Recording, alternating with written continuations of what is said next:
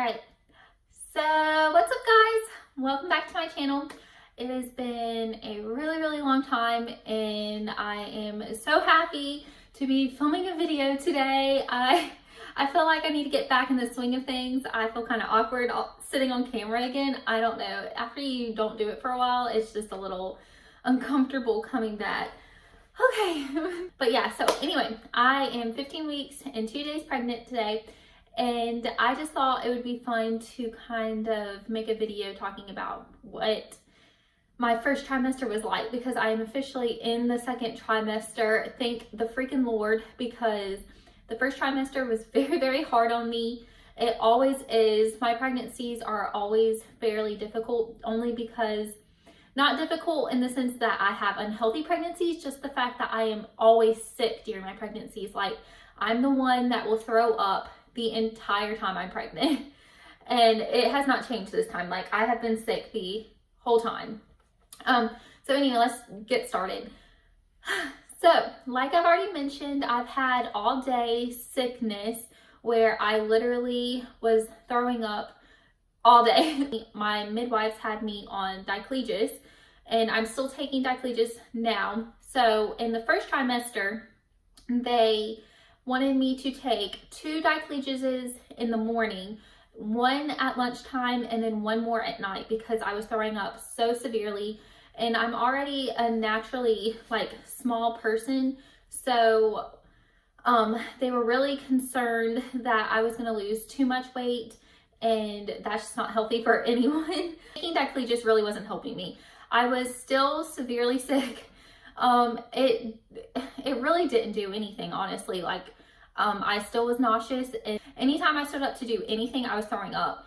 I couldn't even stand up in the kitchen to cook my own food, so we were eating out a lot, and it was just a big mess. And so I actually had to have my grandmother come and stay with me for 2 weeks, because I just wasn't able to really function or take care of myself, or let alone take care of my children. My cat is in here, you guys, and it's like distracting me.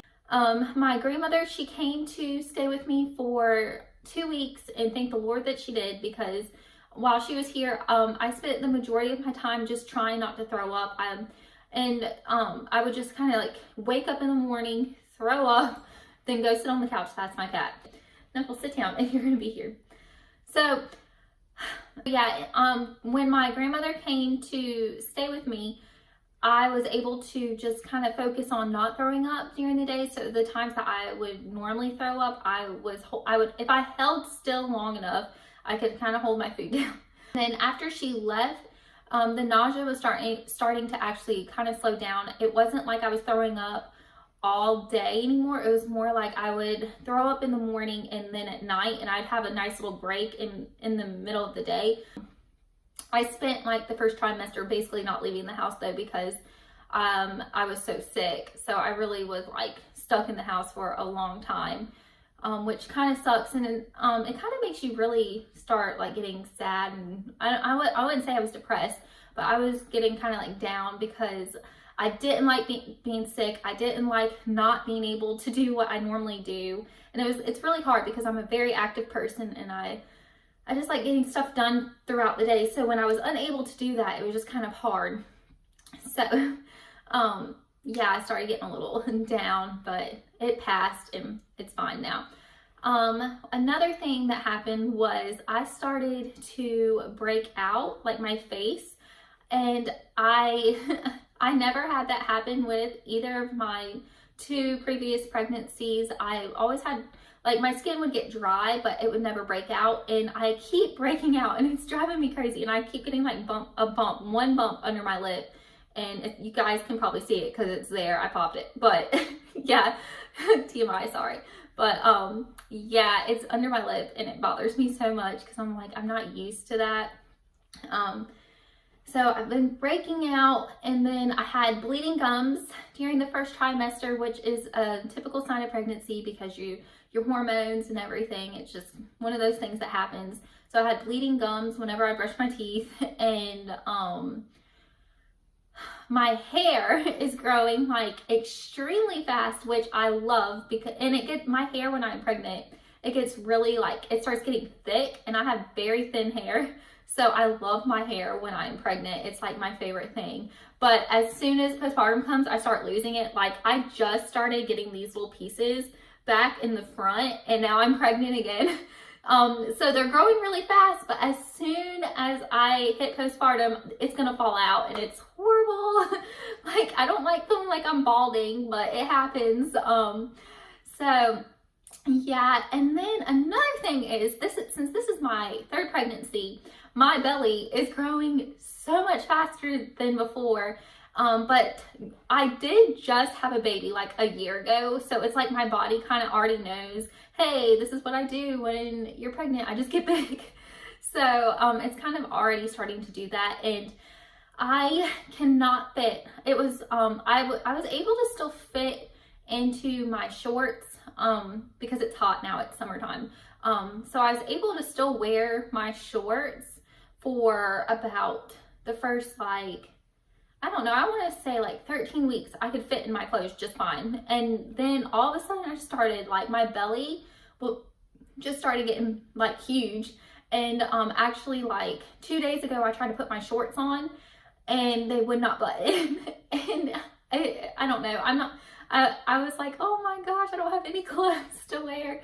And since I was not expecting this pregnancy, well, also let me just throw this out there. Since we just had a hurricane, like back in September, we lost all of our stuff. So I don't have any old maternity clothes or anything that I can wear. And then I also wasn't planning on having 3 kids. So if after I was done with my pregnancy, I gave most of my maternity clothes away. And then I just kept like my sentimental pregnancy clothes, but all of that flooded back in September. So I really have no clothes to wear except for all of the new clothes I bought after I was pregnant. And I really am hesitant to wear a lot of my new clothes because I don't want them to stretch out, and I want to be able to wear them when I'm not pregnant again. So I basically am like stuck in like, I basically decided that I'm just gonna buy a bunch of like maxi dresses and flowy dresses or whatever that I can wear while I'm pregnant, and then when I'm not pregnant anymore, then I can still wear them later. So they won't stretch out. So I actually bought this dress today from Target. This is the only nice outfit I have right now that fits me. But I bought this dress today from Target, and I've got it tied up above my bump. So I'll stand up and I'll show it to you if I can. This camera's kind of set up weird. But yeah, I got this maxi dress at Target, and I just tied it up above my bump, and I think it looks really cute and flattering.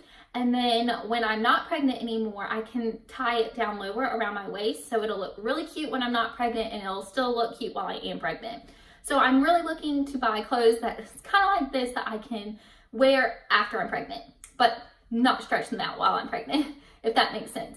A lot of my clothes last pregnancy, like my nice clothes, I was still wearing when I was pregnant, and they all got stretched out. I couldn't wear them anymore, and it was just, yeah. Anyway, I just don't want to ruin the clothes I have, so I'm just in a weird phase right now. That was a really long speech about my clothes. I'm sorry. Okay, what else happened? So I've been getting out of breath. Obviously, I'm still out of breath. I covered my nausea. What else? There was like really, it was just me being sick. Oh, I know.